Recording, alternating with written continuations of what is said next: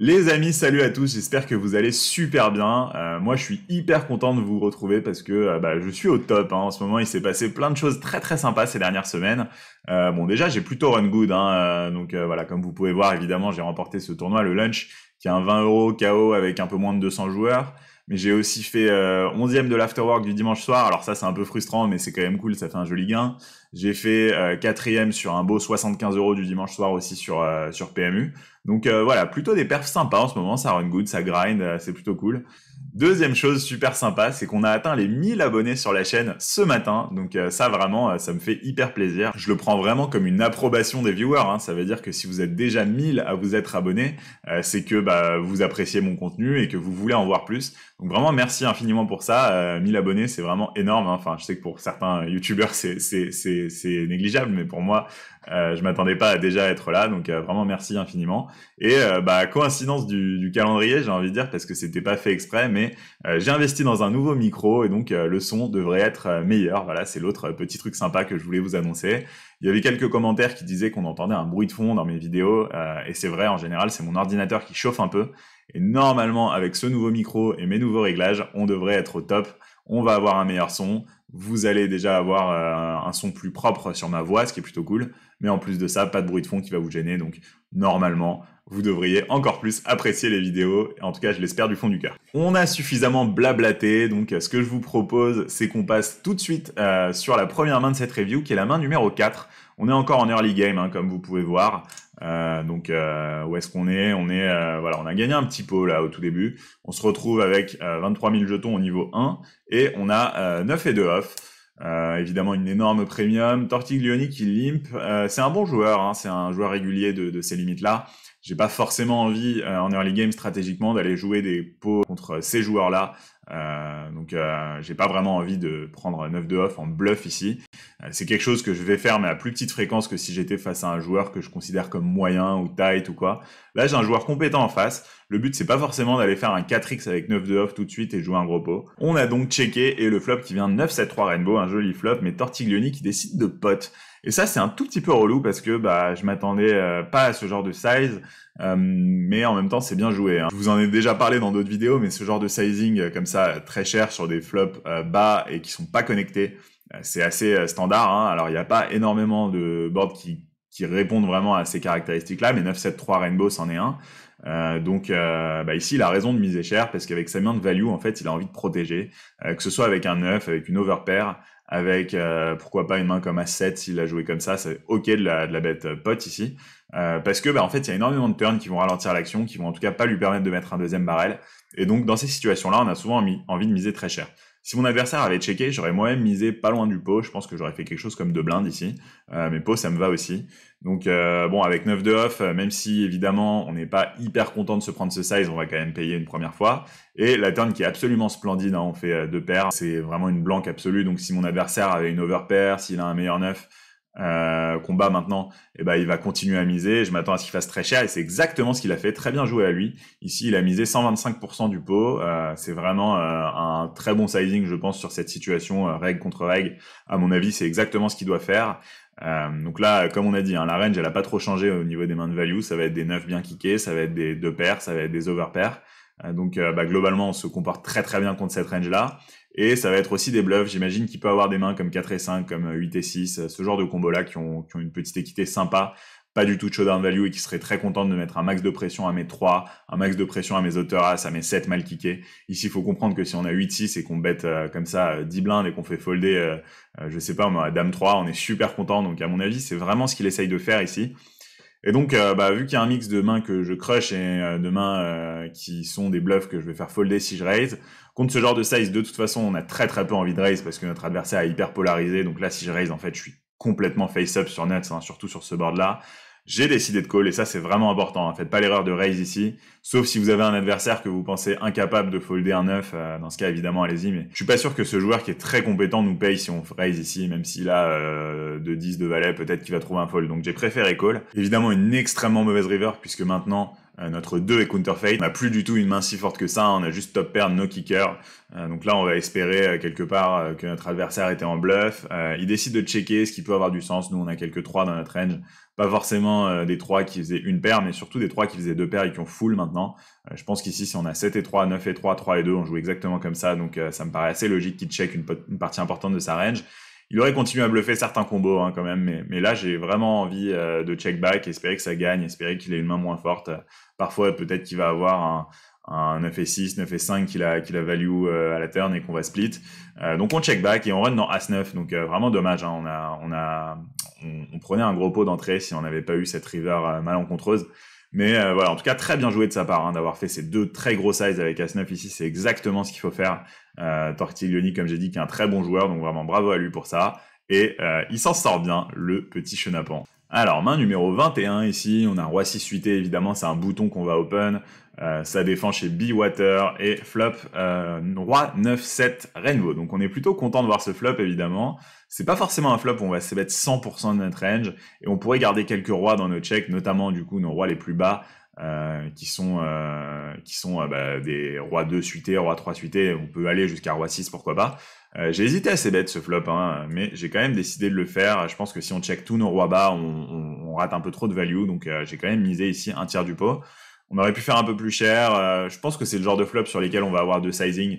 Donc ici, c'est quoi les mains avec lesquelles on va size très très cher? Ça va plutôt être des mains qui ont envie de prendre des énormes pots, de jouer des énormes pots. Roi 6, c'en est pas une. Ici, je préfère largement faire très cher avec Breland 7, 9 et 7, As-Roi, 2 As. Des mains qui vont pouvoir prendre de la value à plus de mains, tout simplement. Ici, on a une main qui est un peu trop fragile, je pense, pour bet très cher. On veut pas faire folder des 9 non plus, quoi. Donc, Roi 6, miser pot ici, ou overbet, ça aurait été un peu abusé.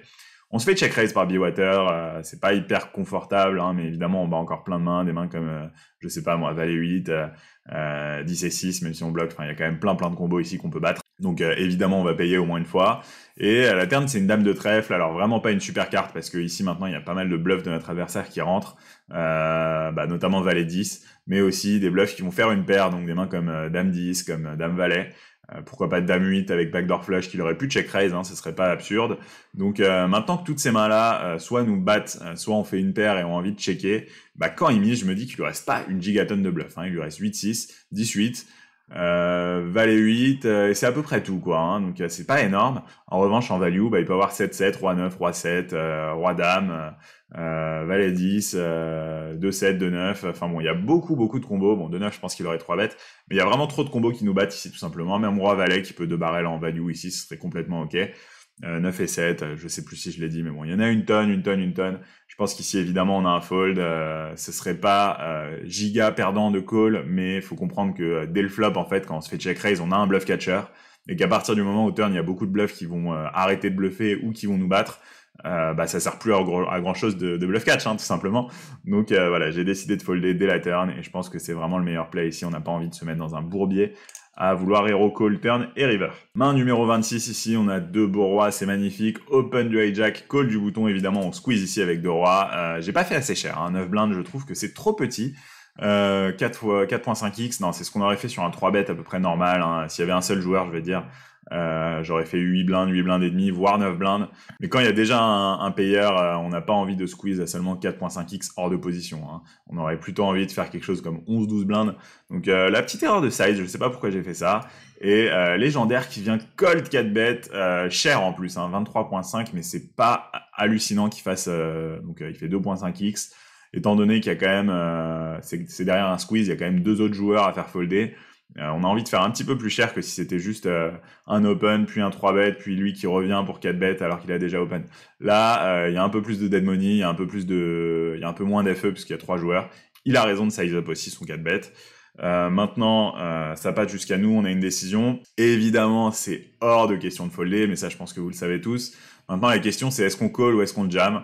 On est couvert sur un tournoi KO. Il a 88 blindes, j'en ai 87, donc on est effectivement couvert. Écoutez, moi je pense qu'ici il y a une seule chose à faire, c'est tapis. 2 valets, 2 dames vont nous payer, je pense. As-Roi va nous payer. Évidemment, s'il a 2 As, GG, c'est ce qu'on fait. Et on run dans 2 As. Dès le début du tournoi, on est à la main 26, c'est terrible. Flop Dame 10-2, turn 2. Et écoutez, j'ai l'impression que c'est déjà la fin de cette vidéo. J'ai peut-être pas gagné le lunch en fait. Eh bah si, j'ai gagné le lunch. Donc forcément, non, pas forcément. D'ailleurs, j'aurais pu re-entry, mais non. Voilà, on n'a pas eu besoin de re-entry. Nous, on chatte des deux outer river, et c'est pour ça qu'on gagne les tournois. On passe tout de suite du coup à 36 000 jetons dès le début du tournoi. Ça fait très très plaisir évidemment de craquer les as. On va passer à la main suivante, c'est la main numéro 31. Celle-là, elle est assez intéressante, même si elle reste assez straightforward. Il y a Pamplemousse qui open.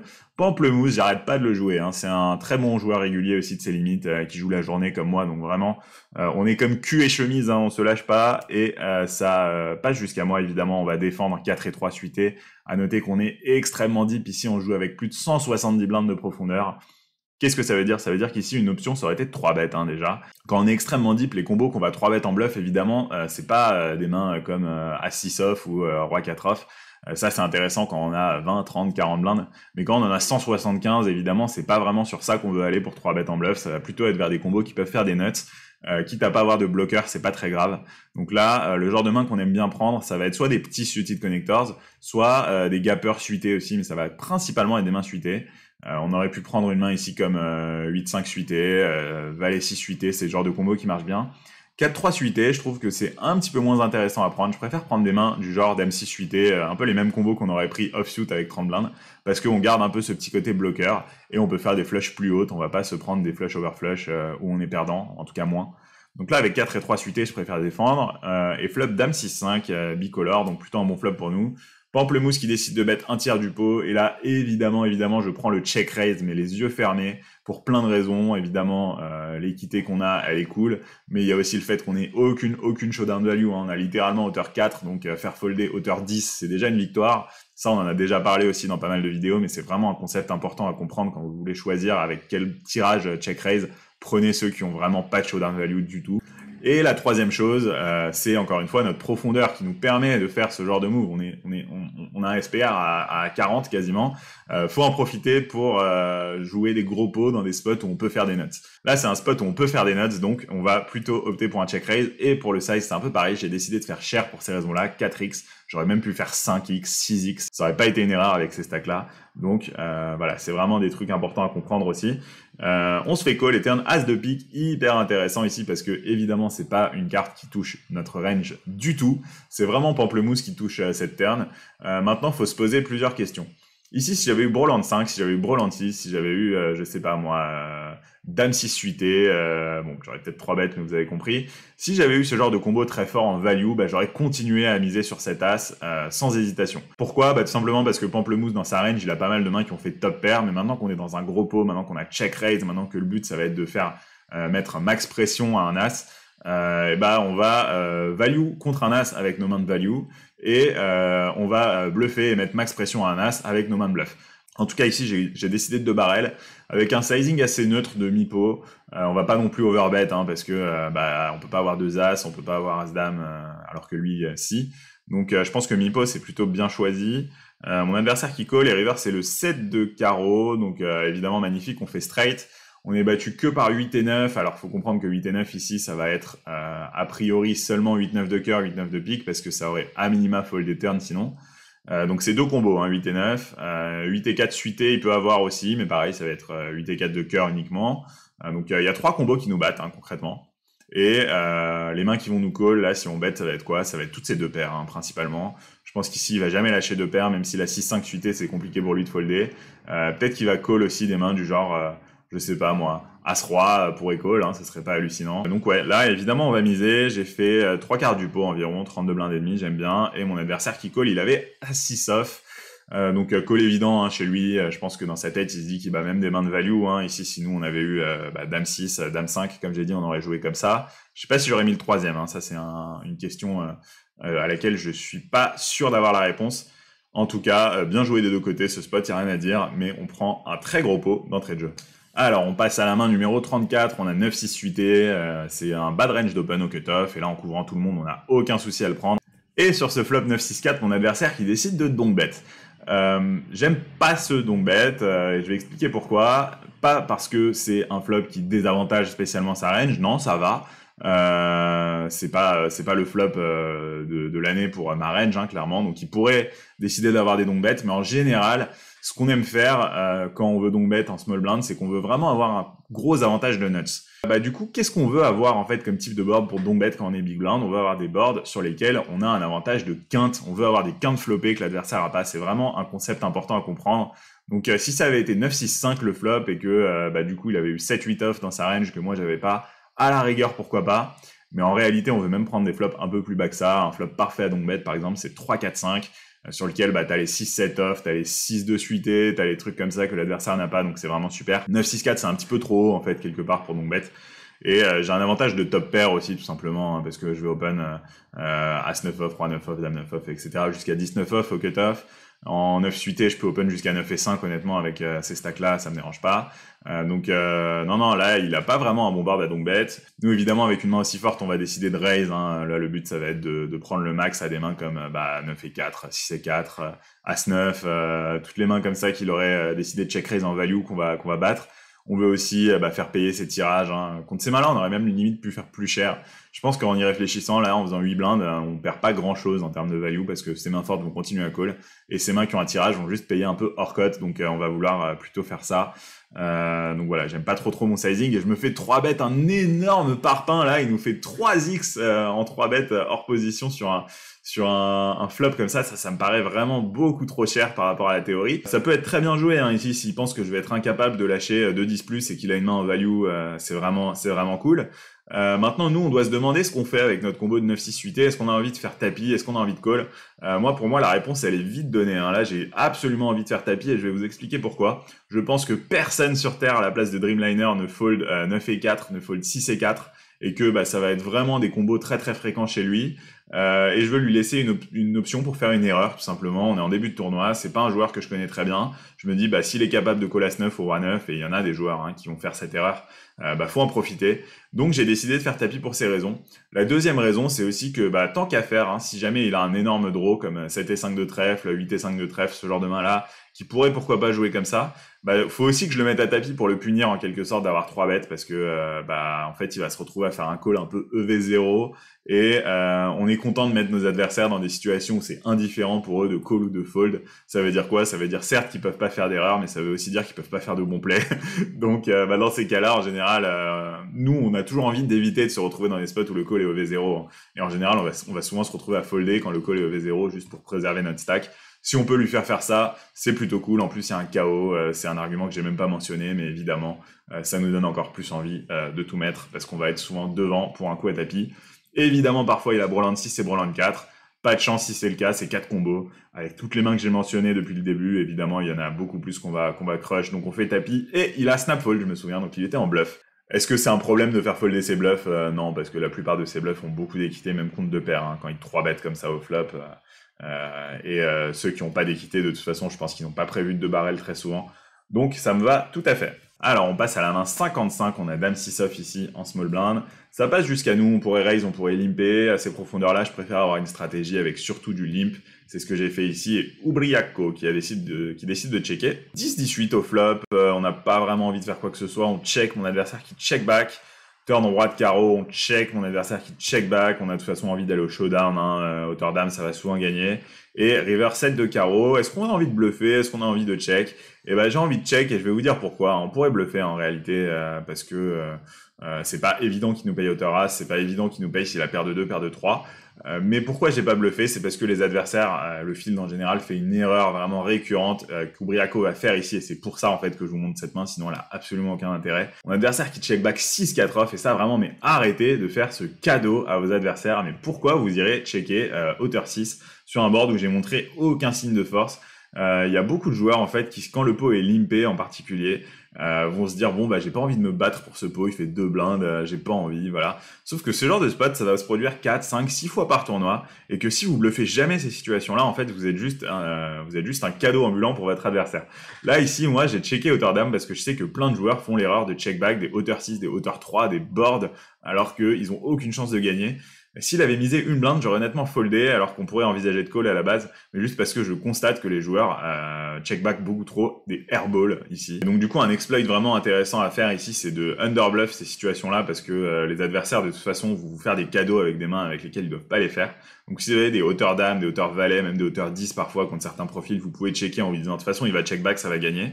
Et la deuxième chose à faire, c'est d'overfold quand vos adversaires misent, parce que justement, en fait, vu qu'ils bluffent pas assez, ils vont trop value. Et donc ici, avec hauteur dame, en principe, on a soit une main qui a envie de bluff, soit une main qui a envie de check call, j'imagine. Alors j'ai pas checké la théorie, mais ça me paraît intuitif. En réalité, on va juste check fold et très souvent en fait ça va juste marcher parce que on va avoir un check back de notre adversaire si c'est pas un joueur qui bluffe suffisamment. Évidemment tout ça, ce que je dis, c'est surtout contre des joueurs récréatifs. Contre un joueur régulier qui comprend tout ça et qui va être capable de bluffer ses pires combos, on va avoir une stratégie différente. On peut décider de bluffer, on peut décider de check fold, on peut décider de check call. Tout doit être assez proche en EV. Ici on a As-3 off, évidemment on va 3 bet contre cet open d'Afam. Alors, il a fait 2 blindes. Obriaco qui est un peu short, ça m'embête un peu pour le size de mon 3-bet. Normalement, 50 deep, ici, j'aurais fait quelque chose comme 7 BB. Là, on veut faire plus petit pour pass commit contre Obriaco. J'ai envie de faire 6, max 6,5. Ouais, j'ai fait 6,5. Et Obriaco qui fait tapis. Donc, parfait, on est très content. Ça passe, évidemment, on va call. Et on est contre Roi Dame off. Qu'est-ce qu'on en pense? Qu'est-ce qu'on en pense du tapis Roi Dame off? Ça, c'est pas sûr que ce soit bon. Alors, ok, il a 2 bloqueurs et tout, mais je suis quasi commit, honnêtement, contre lui. Je pense que Roi Dame suité c'est bon, Roi Dame off ça va être très close, hein. Je dis pas qu'il a fait une erreur, et pareil, j'ai pas solve le spot pour le coup, ça doit être vraiment close. En tout cas, c'est sûr que c'est un bad range, hein. Roi Valet off à sa place, il faut absolument folder. Nous en tout cas, on a évidemment eu un call assez facile, et on chope un premier petit KO, ce qui fait toujours plaisir en début de game. Alors, main 102, ici on a 6 off, Phoenix qui limp, Baywater qui isole à 3x. Phoenix qui est un joueur récréatif, hein, de toute façon on peut le deviner vu qu'on le voit limper avec 9 blindes de profondeur. Je sais plus sur quelle vidéo récemment de Kill Tilt, Flavien Guénan disait en général code postal dans le pseudo c'est un joueur récréatif.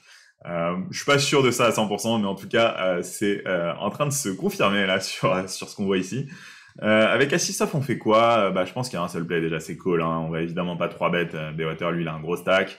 On n'a pas envie de jouer un gros pot avec As-6 contre lui, il n'y a aucune raison de le faire. Et Phoenix qui complète, donc là vraiment on est sur un joueur qui sait pas trop ce qu'il fait visiblement parce que il met un tiers de son stack en three-way comme ça, en sandwich, enfin le spot est cata pour lui. Et le flop qui vient As-Dame 6 bicolore, donc magnifique, on fait 2 paires. Je check, Phoenix qui check et Baywater qui mise 2 blindes et demi. Et là, qu'est-ce qu'on a envie de faire? Si j'étais seul contre Baywater, vraiment, j'aurais check raise, tout simplement pour prendre le max de value à ses as, à ses flush draw, à quelques mains comme Roi Dame, 2 rois qui vont peut-être call une fois. Là, il y a Phoenix dans le coup, il a 6 blindes, et là, je pense que vraiment, c'est hyper intéressant de call, parce que si Phoenix a touché un bout de board et qu'il fait tapis, qu'est-ce qui va se passer chez Baywater? Baywater, il va un peu punt, hein, une grosse partie du temps. Il va se dire, ok, All-in Ilan, il m'a just call, il a pas montré trop de force, je vais peut-être faire tapis pour le dégager, et comme ça, je suis seul pour le KO. Et là, quand on a 2 paires, vraiment, on a envie d'inciter Baywater à faire ça dans ce scénario, qui est tout de même très plausible, hein, parce que là, Phoenix, au bout d'un moment, va bien falloir qu'il fasse tapis, il va pas continuer à call éternellement.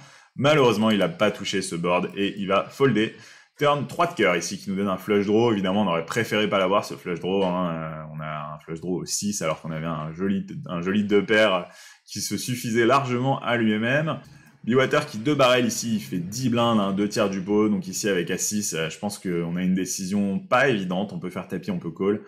J'ai plutôt envie de call ici parce que n'empêche sur un cœur, je vais au moins pouvoir gagner si ça check-check. Et aussi parce que là, je pense qu'il est polarisé, notre ami. Il se dit qu'on a peut-être call un peu loose parce qu'il y a le KO, etc. Donc, je pense qu'il va avoir pas mal de bluff encore dans sa range. A6, évidemment, on call. Et river 7 de trèfle, une jolie brique qui nous met assez bien. Et à partir du moment où on pense qu'il est polarisé, on va continuer à le laisser bluffer, on check. Et Baywater qui check back et qui retourne une paire de 400 cœurs. Donc là, vraiment, il était un petit peu en carnaval, notre ami, là, à la turn. Je pense qu'il y a des meilleurs combos que ça à prendre, hein. Évidemment, je critique pas le fait d'avoir des bluffs, hein, loin de là. Moi, je suis un joueur qui bluffe beaucoup et c'est cool. Mais je pense qu'ici, s'il bluffe ça, il bluffe peut-être un peu trop dans ce spot. En tout cas, nous, on prend un gros pot ici et on a bien exploité parce que finalement, le fait d'avoir call, ça n'a pas que servi à induce un shove chez Phoenix, ça a aussi servi à induce des bluffs chez Baywater à la turn.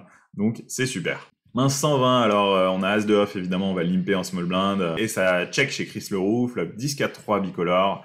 On a de la showdown value, on a une petite gut shot. Je pense que check, ça reste le plus standard ici. Et Chris Leroux qui check back. Turn roi de trèfle, il y a quelques rois dans la range de Chris, hein, donc attention quand même. On va checker encore une fois, et il mise half pot. Sizing un tout petit peu, ouais, un tout petit peu faiblard ici. J'ai pas l'impression qu'il fasse souvent ça avec un roi, vu qu'il y a quand même pas mal de draws et tout avec un roi. Moi, perso, en tout cas, j'aurais misé 2 blindes et demi, 3 blindes. Donc, je le sens un peu weak quand il fait ça. De toute façon, avec Otter As ici et Gutshot, on va pas folder, hein, on call. Et River doublette du 10, c'est plutôt cool parce que il a quasiment aucun 10, hein, déjà. Je pense qu'il en aurait misé une grosse partie au flop. Mais c'est vrai que ceux qui l'auraient checké au flop, donc les pires 10, les 10-2, les 10-5 ou quoi, ils les auraient misés small à la turn. Donc, il y a quelques 10, mais pas beaucoup. Il y a peu de rois parce que j'imagine pas trop ce size sur un roi. J'ai vraiment l'impression qu'il s'est trahi. Et on va checker. Et là, cette fois, il envoie très cher. Ok. On a dit, il n'y a pas de roi. Et ici, donc, soit il a un 10 qu'il a slow playé, en tout cas qu'il n'a pas voulu value au flop, du style 10-2, 10-5, et qu'il n'aurait pas ISO pré-flop, parce que c'est des combos sur lesquels tu as envie d'ISO un bluff aussi. Soit il a rien. Donc je pars de ce constat, je me dis qu'avec mon As-2, en plus je bloque 10-2, qui est peut-être son 10 le plus plausible dans ce spot.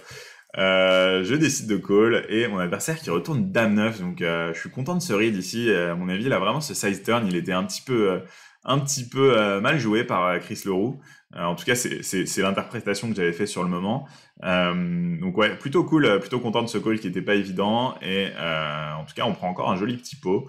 Et je pense qu'il est intéressant à montrer celui-là parce que faut noter aussi que Chris Leroux, là, s'il bluffe ça, encore une fois, il overbluff, hein, parce que Hauteur Dame, t'as une chance de gagner. Tu bats mes flush draws qui ont raté, tu bats peut-être des mains, ouais, mais tu peux avoir des 5 et 6 qui auraient joué comme ça, même si je pense que j'aurais mis turn. Ta Hauteur Dame, c'est pas kata comme main, t'as envie de checker pour 2 raisons. Déjà, tu peux gagner au showdown, et deuxièmement, si tu te fais hero call par Hauteur As, en fait, t'auras vraiment fait un bluff catastrophique, parce que ça veut dire que tout ce qui est mieux que toi call, et tout ce qui est moins bien que toi fold. Donc au-delà du fait que il est face-up, pas face-up, machin, je sais pas, là quand t'as Hauteur Dame, même si t'as aucune chance de gagner au showdown, si t'as aucune chance de tirer quoi que ce soit d'un value bet à part perdre encore plus d'argent, faut checker, c'est juste ça, hein. Allez, on est à la main 127, on a As-Roi suité, et on va open évidemment notre bouton. C'est défendu par la Big Blind, un nul à part, et flop 4-3-3, Rainbow. Big Blind qui check, on va c-bet ici, j'ai fait un peu plus d'un quart pot, et je me fais call. Turn 8, alors ici, il me semble que ouais, ça check, on va check back, hein. Je pense que value ce A3 c'est un petit peu bancal. Autant au flop on est vraiment en value bet, hein, faut le comprendre avec As-Roi sur ce genre de board 4-3-3.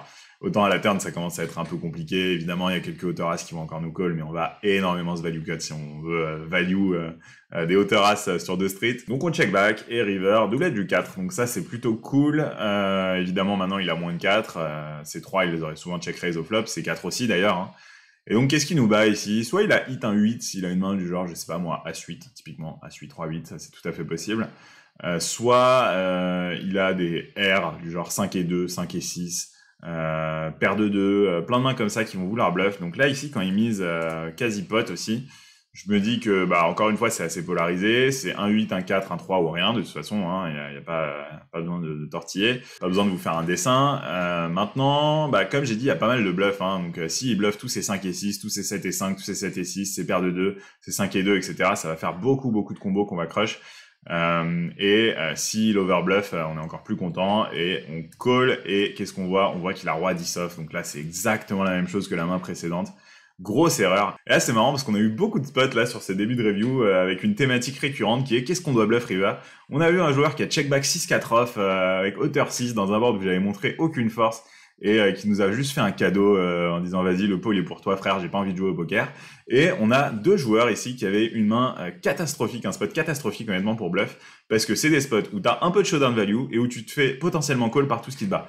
Donc autant le hauteur dame tout à l'heure c'était pas clair qu'on allait call side, autant ici il y avait quand même pas mal de chances de se dire peut-être qu'il va payer hauteur as. Est-ce que j'ai vraiment envie de bluffer hauteur roi si je me fais payer par hauteur as? Donc ça, si vous avez pas ce mécanisme de pensée quand vous voulez bluff, c'est vraiment un gros leak.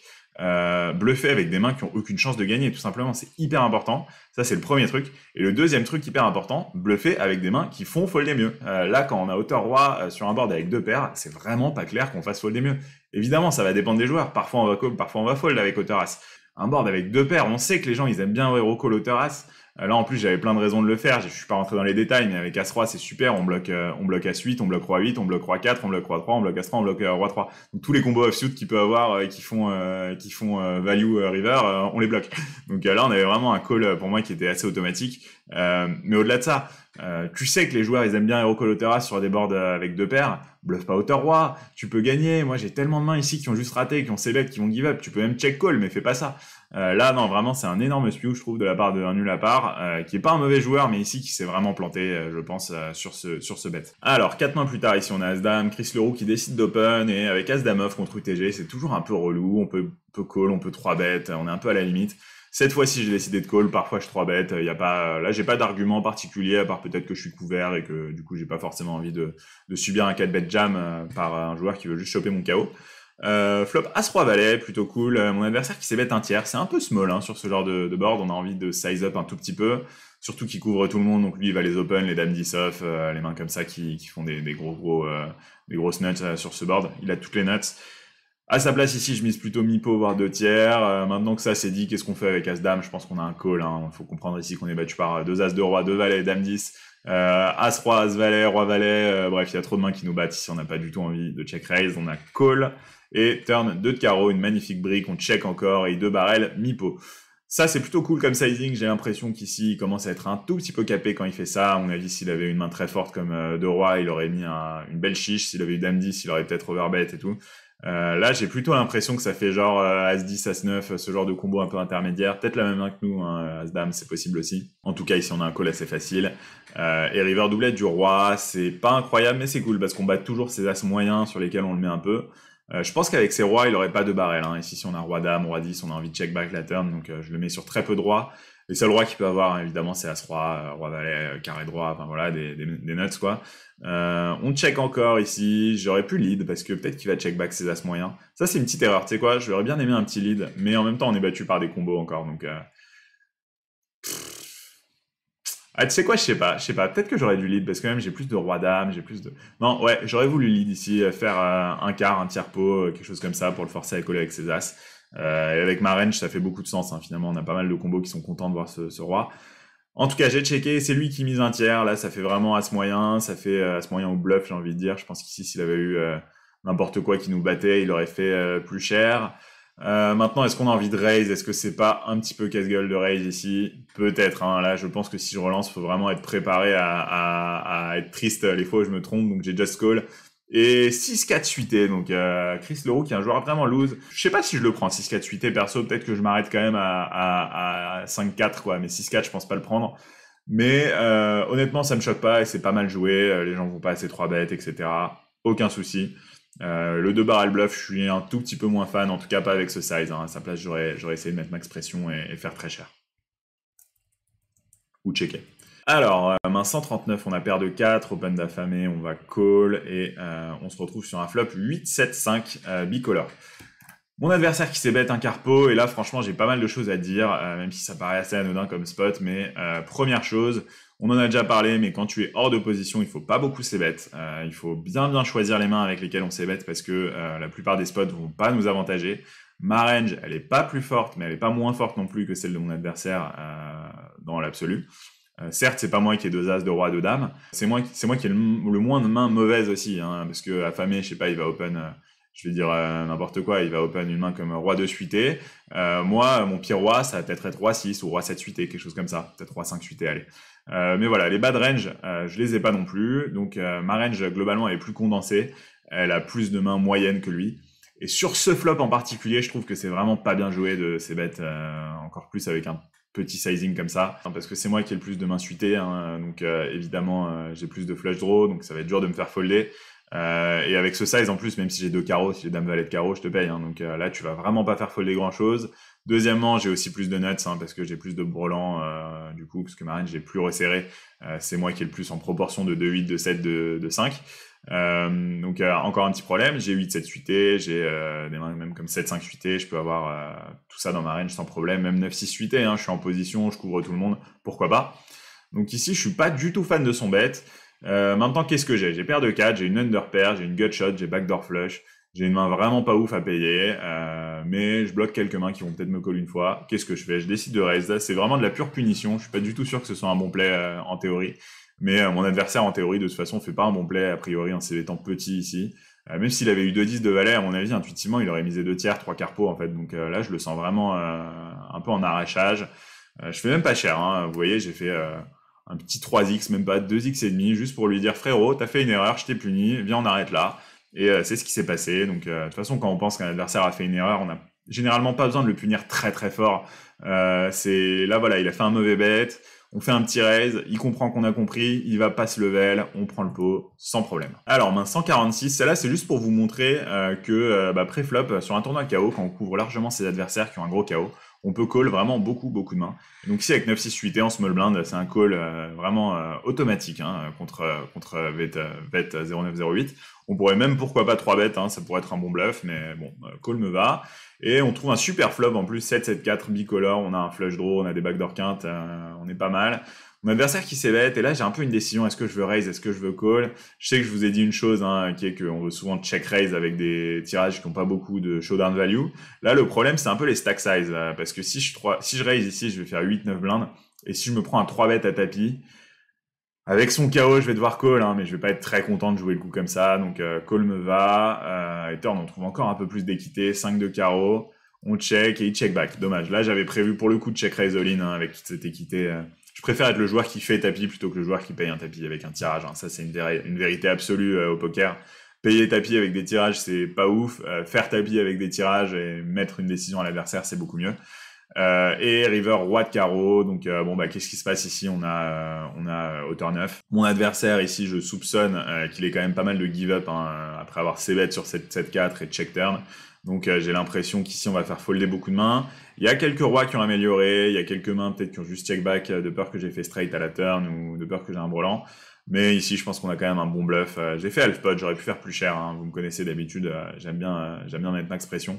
Mais ici, j'ai l'impression qu'il va pas être si important mon size parce que mon adversaire va pas call hauteur as, il va pas call beaucoup de mains. S'il a paire de 2, paire de 3, il va folder. Je suis pas sûr qu'il y ait beaucoup de mains pour lesquelles ça change quelque chose, le size. Ça va être surtout toutes les mains du genre pocket pair qui ont check turn, du genre paire de 9 ou quoi, ou des overpairs qui auraient pas voulu de barrel. Celles-là, elles vont peut-être folder sur un gros size, mais c'est même pas sûr. Et un roi, pareil, il va jamais folder.